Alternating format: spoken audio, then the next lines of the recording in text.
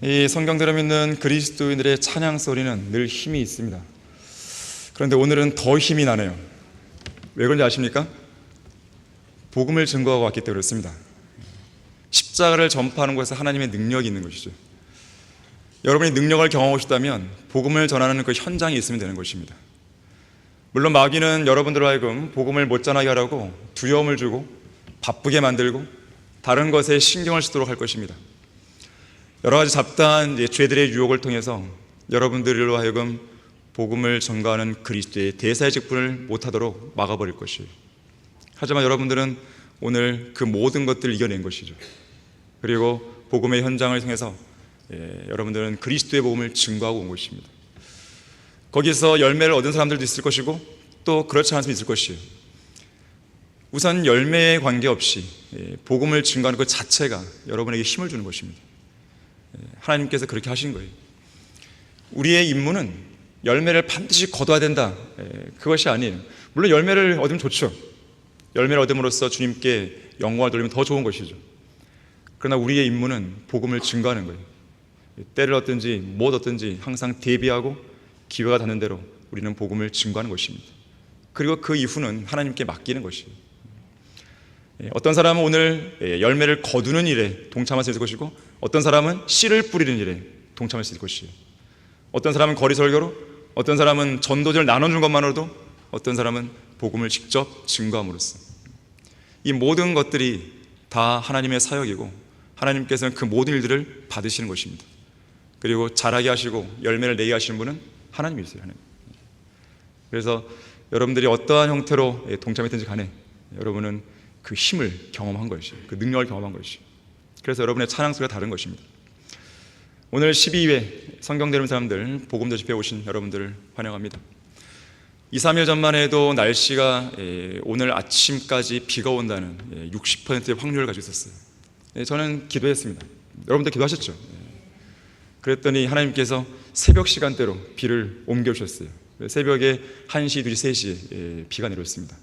그리고 아침에 개기 시작하면서 낮 기온도 그렇게 춥지 않도록 하나님께서 완벽하게 해주셨어요. 화창한 날씨 속에 우리가 이 전도 집회를 갖게 하신 것입니다. 하나님께 감사를 드립니다. 하나님께 영광을 드리는 것이고요. 오늘 진행 순서는 제가 첫 번째 강의를 하고 두 번째 강의는 한승현 제가 할 것입니다. 이번 강의는 다른 때와 다르게 40분간만 합니다. 40분간. 그리고 나머지 20분 동안 여러분들에게 교제할 시간도 드리는 것이고, 그리고 저기 로비에 무엇이든지 물어보세요. 코너를 만들었습니다. 그래서 여러분들이 오늘 처음 오신 분도 계실 텐데 성경에 관해서 궁금한 부분들, 그 모든 것들을 다 설명해 줄 수 있는 훌륭한 강사와 교사가 저기 있으니까요. 여러분께서 시간을 잘 활용해서 얼마든지 어떤 것이 관계없습니다. 다 물어보세요. 다 물어보세요. 성경적으로 답변을 해드리겠습니다. 그럼 이 시간 오늘 이 집회를 위해서 같이 기도하시겠습니다. 고마우신 아버지 하나님, 저희들을 사랑해 주시고 아름다운 복음도 집회를 갖게 해주셔서 감사드립니다. 우리는 이미 주님께서 마련해 주신 환경 속에서 오전에 2시간을 통해 많은 사람들에게 전도를 나눠주고 거리에 설교하고 복음을 증거하고 돌아왔습니다. 아직 제가 구체적인 그 집계는 받지 못했지만 오늘도 많은 혼들을 주님께로 이겨 주셔서 감사드립니다. 이 자리에 참석해 있는 성도를 위해서 감사드립니다. 이것이 바로 교회입니다. 이것이 바로 그리스도인의 모습입니다. 우리가 복음을 전하지 않는다면 누가 과연 복음을 전하겠습니까? 우리가 복음을 소홀히 한다면 과연 하나님께서 어느 누구를 들어쓰시겠습니까? 하나님께서 들어쓰시는 이 교회, 복음과 진리를 증거하는 데서 애를 쓰는 이 교회 안에 우리를 속하게 하시고 이 교회 안에서 진리의 말씀으로 성장케 해주셔서 감사드립니다. 혹시 이 자리에, 그리고 이 강의와 설교를 듣고 있는, 인터넷을 듣고 있는 사람들 가운데 구원받지 못한 죄인들이 있습니까? 그렇다면 오늘을 계기로 해서 예수 그리스도를 믿고 구원받는 놀라운 역사가 그들 생애 가운데 있도록 복 주시길 원합니다. 모든 시간들을 주님께 의탁드립니다. 주 예수 그리스도 이름으로 기도했습니다. 아멘. 이 시간 첫 번째 강의는 율법과 은혜입니다. 율법과 은혜. 지금 이 자리에 참석하신 여러분들은 구원받았습니까? 하늘나라에 가는 방법을 다 알고 계시죠? 다 알고 계십니다. 그렇기 때문에 복음을 증거하러 가신 거죠. 어느 주일학교 교사가 주일 성경 공부 시간에 유치부 아이들을 가르치고 있었습니다. 성경 공부 제목은 하늘나라에 가는 방법이었어요. 선생님이 아이들에게 묻습니다. 얘들아, 선생님이 집을 팔아서 모든 돈을 교회에다가 헌금하면 하늘나라에 갈 수 있을까요? 아이들은 일제히 아니오라고 큰 소리쳤어요. 그러면 선생님이 매일 아침 열심히 교회를 청소하고 걸레로 창문을 닦으면 하늘나라에 갈 수 있겠죠? 역시 아이들은 아니오라고 큰 목소리로 말했습니다. 이에 선생님은 예수님을 믿어야 하늘나라에 갈 수 있어요 라는 그 대답을 기대하면서 아이들에게 묻습니다. 그러면 선생님이 어떻게 해야 하늘나라에 갈 수 있을까요? 그러자 5살 먹은 한 남자아이가 벌떡 씩씩하게 일어나더니 이렇게 말합니다. 선생님이 죽어야 갈 수 있습니다. 오늘날 배교한 교회 시대에는 지옥에 관한 설교와 하늘나라에 관한 설교가 옛날 방식의 아주 고리타분한 구식 설교가 되었습니다. 하늘나라와 지옥에 대해서 자세히 얘기하지 않는 것이에요. 특히 하늘나라는 이제 곧 다가올 영원한 현실이 아니라 그저 동화에나 나오는 매우 막연한 꿈 같은 장소로만 인식되고 있습니다. 그러나 하늘나라는 성경에 있는 대로 실제하는 장소죠. 이 땅에 태어난 모든 죄인은 반드시 하늘나라에 가야 합니다. 그리고 하늘나라에 갈 수 있는 유일한 방법은 예수 그리스도를 믿는 것이죠. 믿음으로 말미암은 하나님의 은혜로 하늘나라에 갈 수가 있는 것입니다. 너희가 믿음으로 말미암아 은혜로 구원을 받았으니 이것은 너희에게서 난 것이 아니요 하나님의 선물이라. 행위에서 난 것이 아니니 아무도 자랑하지 못하게 하려 하심이라고 에베소 2장 8절과 9절은 말씀합니다. 우리 다 같이 요한복음 1장 17절을 보겠습니다. 요한복음 1장 17절을 보겠습니다. 율법과 은혜를 분명하게 성경은 구분하고 있습니다. 율법은 모세를 통하여 받았지만 은혜와 진리는 예수 그리스도를 통하여 온 것이라 그랬습니다. 율법과 은혜를 혼동해야 될 이유가 없습니다. 율법과 은혜는 같은 것이 아니기 때문에 그래요. 하지만 자기 의와 종교적인 의를 내세우기를 좋아하는 사람들, 자기 행위와 자기 의를 통해 구원받으려고 애를 쓰는 사람들, 그런 사람들에 의해서 교리적인 오류와 혼란이 양산되고 있는 것이죠. 구원에 관해 거짓말을 하고 있는 각종 이단들과 이단 교리들이 그러한 것입니다. 이들은 자기들의 거짓 교리를 정당하기 위해서 마태복음, 사도행전, 히브리서, 야고보서, 요한계시록 이 5권의 책으로 달려가죠. 우리가 살고 있는 교회 시대의 교리들을 분명하게 기록해 놓은 13권의 바울 서신, 로마서부터 빌레몬서까지의 서신들을 다 제쳐두고 율법 시대와 환란 시대의 교리를 다루고 있는 앞서 언급한 5권의 책들을 내세우는 것이죠. 이 5권의 책들은요, 너무나 분명하게 죄인이 구원받으려면 행위가 필요하다고 공공연하게 말씀합니다. 율법의 행위나 인내로 끝까지 견디는 행위가 필요하다고 공공연하게 말하는 것이에요. 예를 들면 이런 식이죠. 마태복음 5장 3절에서 영이 가난한 자들은 복이 있나니 천국이 그들의 것이니, 18장 3절에서 어린 아이들과 같이 되지 아니하면 결코 천국에 들어가지 못하리라. 19장 17절에서 내가 생명으로 들어가길 원한다면 계명들을 지키라. 24장 13절에서 끝까지 견디는 자는 구원을 받으리라. 사도행전 2장 38절에서 회개하라, 그리고 죄들을 사함받은 것을 인하여 예수 그리스도의 이름으로 침례를 받으라. 그리하면, 침례를 받으면 너희가 성령의 선물을 받으리라. 히브리서 6장 6절에서 만약 떨어져 나간다면 다시 새롭게 하여 회개시킬 수 없나니 이는 그들이 스스로 하나님의 아들을 다시 십자가에 못 박아 공개적으로 조롱함이라. 야고보서 2장 17절, 20절, 21절, 24절에서는 결정적으로 이렇게 말하죠. 행함이 없으면 믿음만으로는 죽은 것이라. 행함이 없는 믿음은 죽은 것인 줄 내가 알고자 하느냐? 우리의 조상 아브라함이 자기 아들 이삭을 제단에 드렸을 때 그가 행함으로 말미암아 의롭게 되지 않았느냐? 이제 너희가 알거니와 사람이 행함으로써 의롭게 되는 것이요 믿음으로만 되는 것이 아니니라. 마지막으로 요한계시록 14장 9절부터 12절에서 이렇게 말해요. 누구든지 그 짐승과 그의 형상에 경배하고 그의 표를 자기 이마나 손에 받는다면 불과 유황으로 고통을 받으리니 그 고통의 연기가 영원 무궁토록 올라가리라. 그 짐승과 그의 형상에 경배하고 그의 이름의 표를 받는 자는 누구든지 밤낮 쉼을 얻지 못하리라. 여기에 성도들의 인내가 있으면 여기에 하나님의 계명들과 예수의 믿음을 지킨 자들이 있느니라 그랬어요. 분명 5권의 이 책들은 행위 구원을 말하고 있어요. 행위 구원을 안 말하는 게 아닙니다. 문제는 뭡니까? 행위 구원을 말하는 이 모든 구절들은 우리를 위한 것이 아니라는 거예요. 이게 핵심이에요. 교회 시대의 교리가 아니라는 거예요. 자, 그러면 우리가 구원받는 그 방법을 이 5권의 책이 아니라면 어디에 찾아야 되는 것인가? 앞서 얘기했듯이 바울 서신이에요. 13권의 바울 서신, 로마서부터 빌레몬서까지 이 13권의 서신 안에서 우리는 이 시대에 구원받는 방법을 찾는 것이죠. 예를 들면 이런 것이죠. 로마서 3장 27절 28절에서 그러므로 자랑할 때가 어디 있느냐? 있을 수 없느니라. 무슨 법으로냐? 행위의 법으로냐? 아니라 오직 믿음의 법에 의지니라. 그러므로 우리는, 잘 들으십시오, 사람이 율법의 행위들이 없이 믿음으로 의롭게 된다고 단정하노라 그랬어요. 4장 5절도 행함이 없어도 불경건한 자를 의롭다 하시는 그분을 믿는 사람에게는 그의 믿음이 의로 여겨지니라. 듣기만 하면 너무 재미없으니까 로마서 11장 6절 한번 보겠습니다.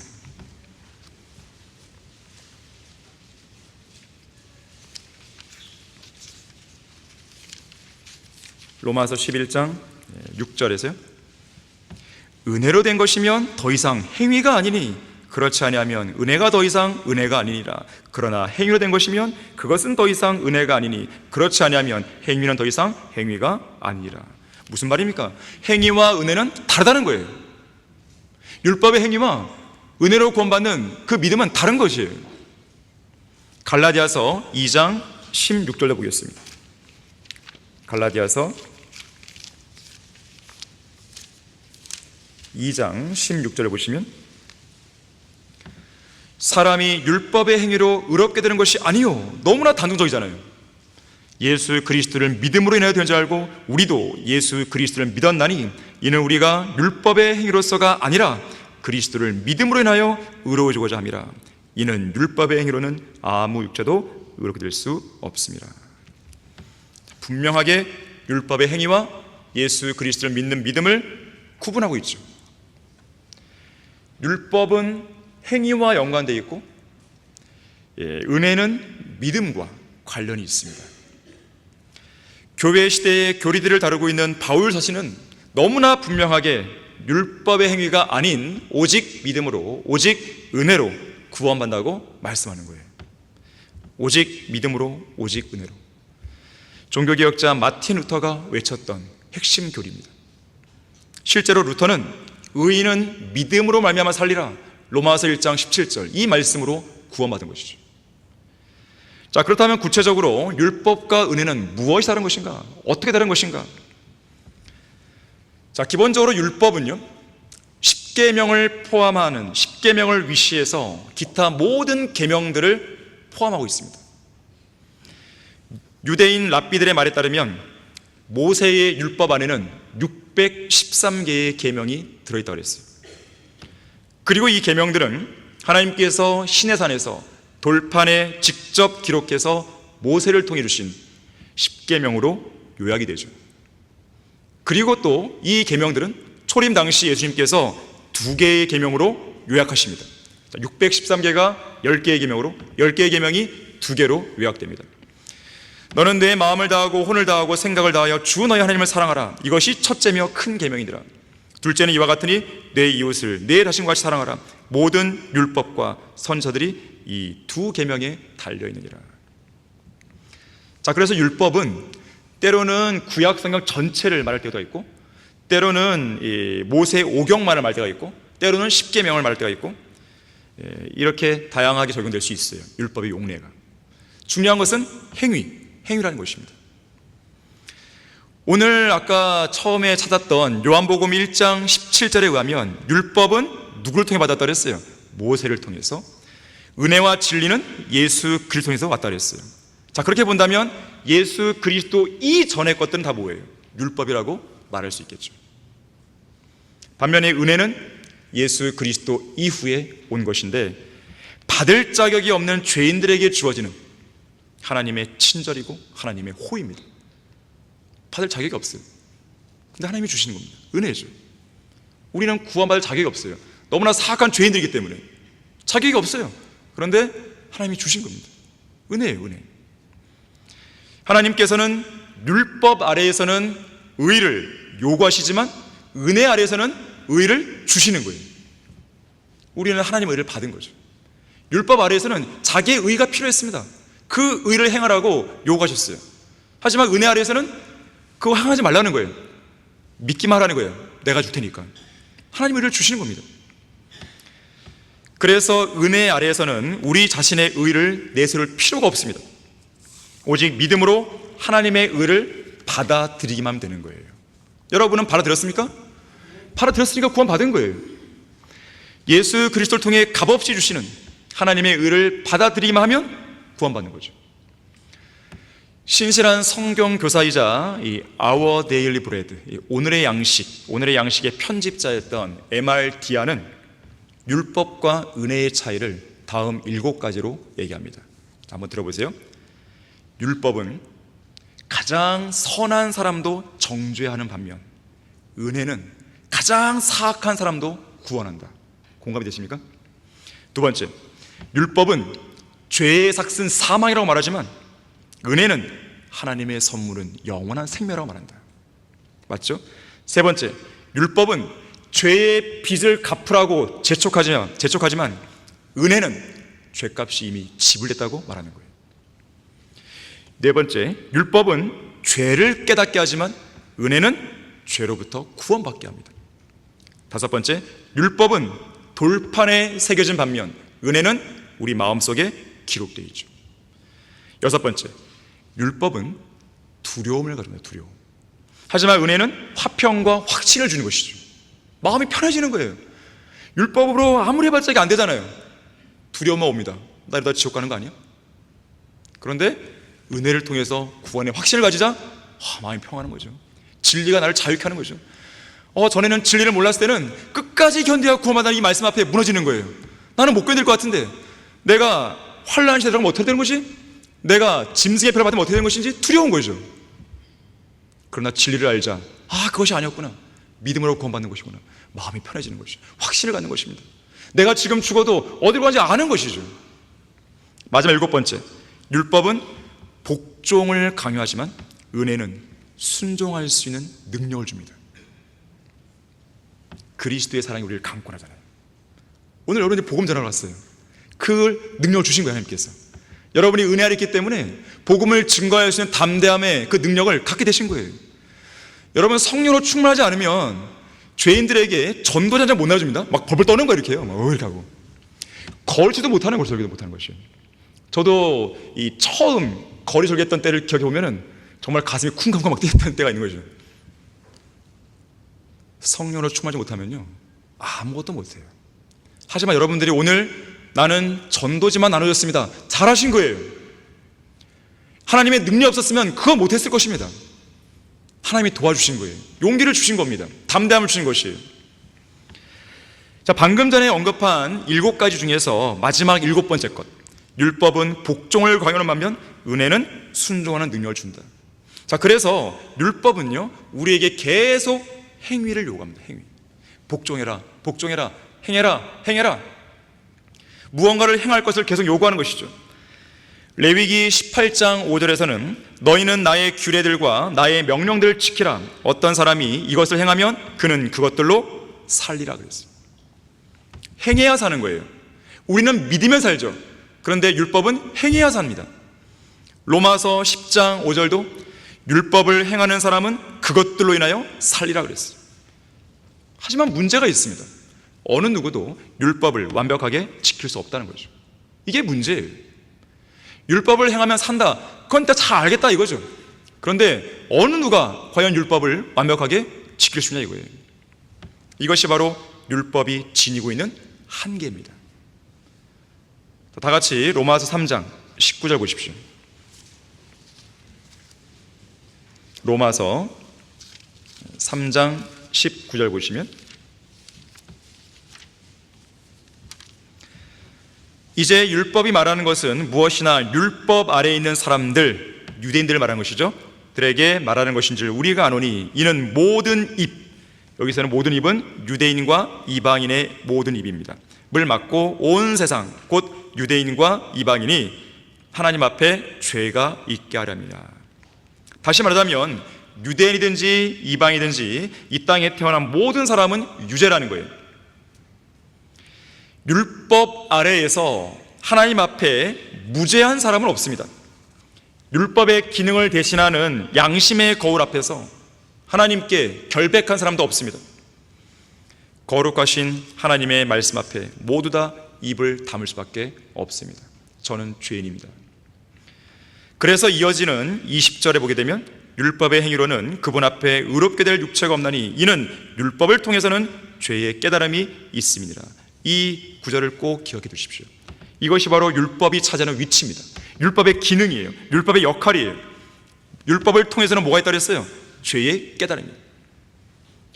율법에 의하지 않고는 죄를 알 수 없죠. 율법은 우리에게 죄가 뭔지를 알려줍니다. 이것이 율법이 주어진 목적이에요.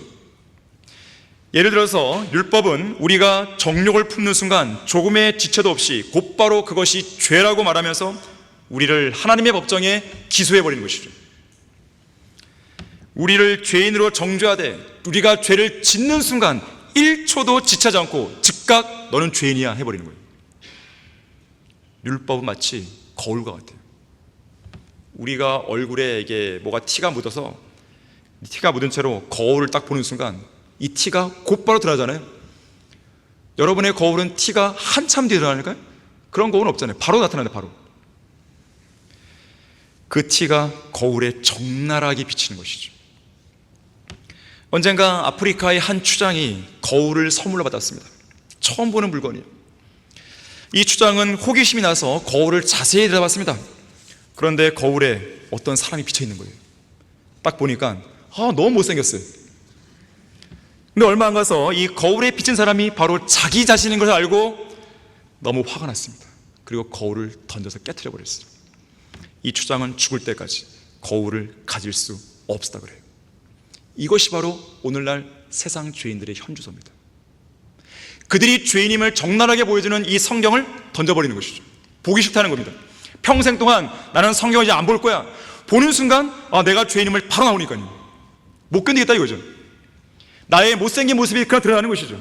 나의 더럽고 추악하고 가증한 모습이 다 나타나는 거예요. 그냥 그들은 모든 불의, 음행, 사악, 탐욕, 악으로 가득 찼으며 시기, 살인, 분쟁, 사기, 악도에 가득하며 수군거리는 자들이요 비방하는 자들이요 하나님을 미워하는 자들이요 모욕을 주며 교만하며 자기 자랑만 하며 악한 일들을 꾀하는 자들이요 부모를 거역하며 몰지각하며 약속을 저버리며 무정하며 화해하지 않으며 무자비한 자들이라. 여기에 하나라도 걸리지 않는 죄인이 있는가? 그런 사람은 없습니다. 그러면서 율법은 우리에게 이런 결론을 내리죠. 이 같은 일, 앞서 얘기했던 이 같은 일을 행하는 자들이 마땅히 죽음에 처해져야 한다는 하나님의 심판을 알면서도 이 같은 일을 행할 뿐 아니라 이런 일을 행하는 자들을 좋게 여긴다 그랬어요. 네덜란드의 어떤 시인이 꿈을 꿨습니다. 한 천사가 꿈속에서 나와서 그 사람에게 금빛이 나는 책을 보여줬습니다. 천사에게 물었습니다. 이것이 무슨 책입니까? 이것은 너의 인생을 기록한 책이다. 이 시인은 자신의 인생이 기록되었다는 이 말에 호기심이 생겨서 첫 장을 열었습니다. 거기에는 깨알 같은 글씨가 빼곡하게 적혀 있습니다. 여기에 적힌 내용이 무엇입니까? 너가 저지른 악한 행동들이다. 이 말에 시인은 두렵고 떨리는 마음으로 그 다음 장을 천천히 넘겼습니다. 그랬더니 이번에는 첫 장보다 더 많은 글들이 적혀 있었어요. 천사는 말합니다. 이 내용은 너가 평생 동안 내뱉었던 사악한 말들이다. 그 다음 장을 보니 더 빽빽하게 내용이 들어있었습니다. 이것은 너가 품었던 사악한 생각들이다. 이제 시인은 너무나 두려워서 마지막 장을 넘길 엄두가 안 납니다. 그때 천사가 대신 넘겨줬죠. 그랬더니 이번에는 아예 검정색으로 다 칠해졌어요. 이것이 바로 너의 사악한 마음이다. 검은 마음에서 악한 생각이 나오고 악한 생각에서 악한 행동이 나오는 것이다. 시인은 자신이 변명할 수 없는 죄덩어림을 깨닫게 된 것입니다. 성경은 율법의 거울 앞에 서 있는 모든 죄인들을 향해 이렇게 선언합니다. 모든 사람이 죄를 지었으므로 하나님의 영광에 이르지 못하다가. 결국은 이렇게 해서 자신들의 죄들의 실상을 깨달은 그 사람으로 하여금 율법은 예수 그리스도를 소개하는 거예요. 첫 번째는 너는 심각한 죄인이야, 이걸 깨닫게 해주고, 그리고 예수 그리스도를 구주로 믿을 수 있도록 율법은 예수님께로 인도하는 거예요. 자, 그래서 갈라디아서 3장 14절에서 그리하여 율법이 우리를 그리스도로 인도하는 우리의 지도교사 되었으니 이는 우리를 믿음으로 의롭게 하려 함이라. 지도교사는 어떤 일을 합니까? 옳고 그름을 알려주죠. 너가 지금 한 말과 너가 지금 한 행동은 틀렸어, 맞았어, 이렇게 지적해 줍니다. 지도교사예요. 이것도 죄고 저것도 죄고 우리 모두 죄인이라고 가르치는 것이죠. 하지만 율법 자체로는 해결책이 안 됩니다. 율법은 죄가 있다고만 가르쳐줄 뿐 직접 그 죄를 깨끗이 씻어주지는 못합니다. 자, 그래서 율법의 궁극적인 목적은 죄인들을 예수님께로 인도하기 위한 것에 있는 거예요. 죄를 씻어줄 수 있는 그분께로 인도하는 것이죠. 율법을 계속 지키면 지킬수록 율법을 통해서는 의롭게 될 수 없음을 알게 됩니다. 그 대신 의롭게 해주실 구속주의 필요성을 절실히 깨닫게 해주는 거예요. 결국 율법은 예수 그리스도를 믿음으로 의롭게 될 수 있도록 인도해주는 지도교사를 만나게 해주는 것이죠. 이것이 율법의 본질입니다. 이에 반해서 은혜는요, 율법이 할 수 없는 기적을 일으킵니다. 요한복음 5장 24절에 보니까 은혜에 관해 이렇게 말씀해요. 진실로 진실로 내가 너희에게 말하노니 내 말을 듣고 또 나를 보내신 분을 믿는 자는 영생을 얻고 정죄에 이르지 않을 것이며 사망에서 생명으로 옮겨지느니라. 자, 이것은 율법이 결코 이룰 수 없었던 기적입니다. 은혜는 예수 그리스도의 십자가의 죽음을 통해 죄인에게 용서와 화평을 주는 것이에요. 요한복음 10장 28절에서는 은혜와 관련해서 내가 그들에게 영생을 주노니 그들은 영원히 멸망하지 않을 것이라고 말씀하는 거예요. 지금까지 언급한 것이 율법과 은혜의 가장 큰 차이점들이에요. 자, 그 외에도 차이점을 보게 되면 이렇게 얘기할 수 있습니다. 율법은 모든 사람을 정죄하지만 은혜는 율법을 범한 범죄자, 버림받은 죄인들을 구원해 주는 것이죠. 은혜가 구원을 가져오는 거예요. 또한 율법은 세상을 하나님 앞에서 유죄로 만들고 사람들이 지킬 수 없는 그 기준을 제시하지만 은혜는 그 율법이 우리로부터 가져간 의를 되돌려주는 것이죠. 은혜는 예수 그리스도의 희생의 대가를 치름으로써 죄인들에게 베푸시는 하나님의 은총입니다. 또한 은혜는요, 죄인들을 지탱해 주기 때문에 구원뿐만 아니라 구원 이후에도 많은 은혜가 날마다 더해지도록 해주는 것입니다. 죄인이 하늘나라에 가기 위해서는 의롭게 되어야 할 뿐 아니라 온전하게 되어야 되는 것인데, 자, 그 일은 은혜를 통해서 이루어진다고 성경은 말하는 거예요. 자, 그런데 중요한 것이 있습니다. 은혜가 우리에게 주어지는 것은 우리가 그것을 받을 자격이 있어서가 아니라 하나님께서 이 땅의 죄인들을 사랑하셔서 그것을 주셨기 때문에 주어지는 것이라는 점이에요. 은혜는 우리가 너무나 나약하여 율법을 지킬 수도 없고 선행을 할 수 없을 때 바로 주어지는 것입니다. 우리가 할 수 있다면 은혜가 왜 주어지겠어요? 그냥 하라 그러지. 특히 구원받은 이후에도 우리는 율법 아래 있지 않고 은혜 아래 있습니다. 로마서 6장 14절에서 우리가 율법 아래 있지 아니하고 은혜 아래 있다고 말씀하죠. 자, 그러면 우리는 은혜 아래 있으니까 마음대로 죄를 짓고 살아도 된다는 뜻인가? 당연히 아니죠. 성경은 우리 거듭난 하나님의 자녀들이 믿음을 통해 은혜로 구원받았으니까 구원받은 이후에 우리가 원하는 대로 모든 걸 할 수 있다고 가르치지 않습니다. 그 반대죠.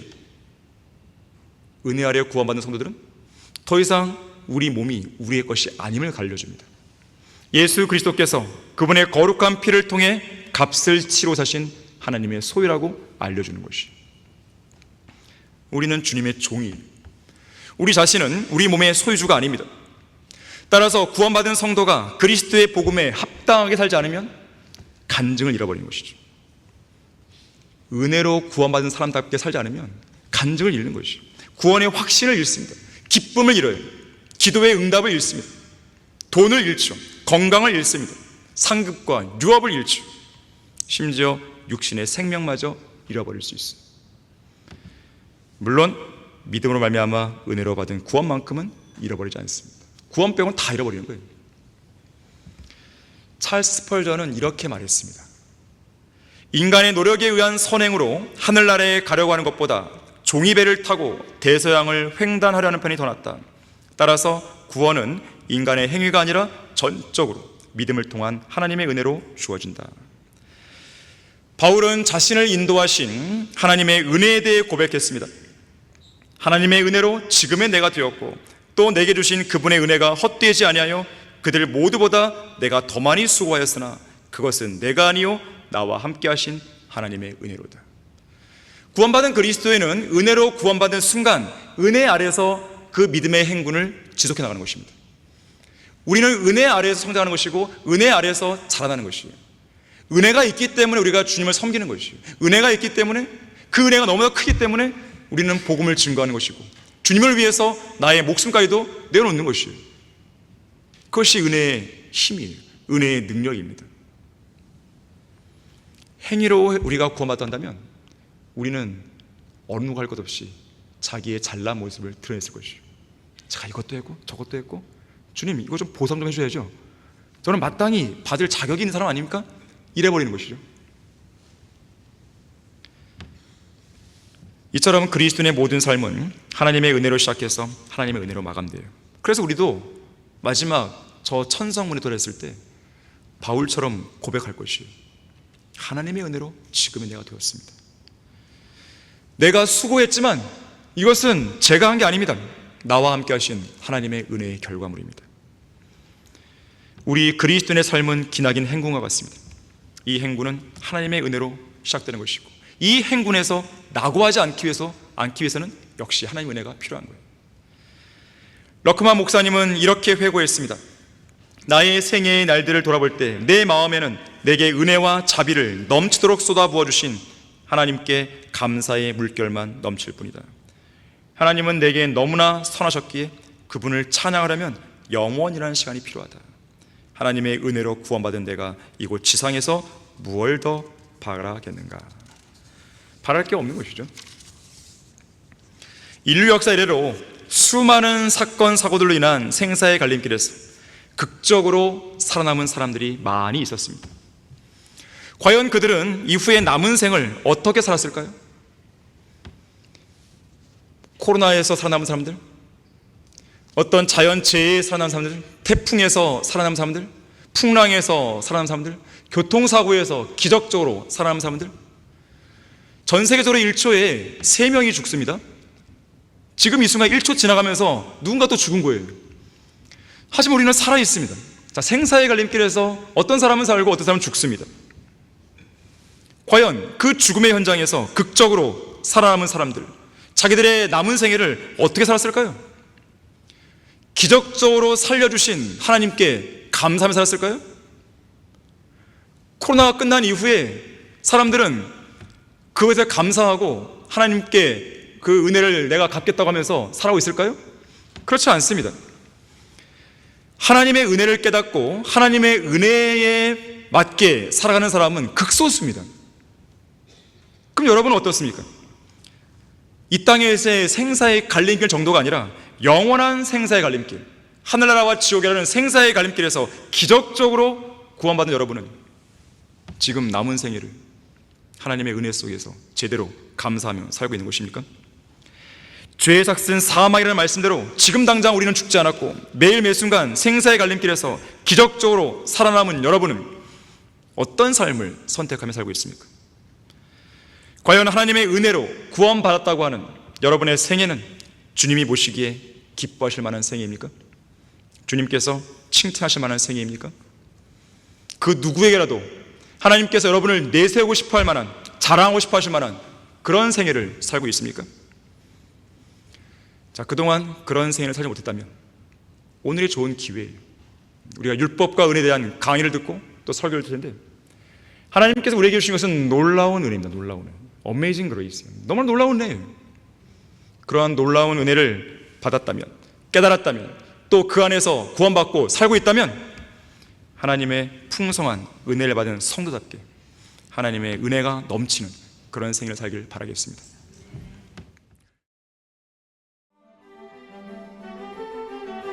그리스도인은 한글 킹제임스 성경을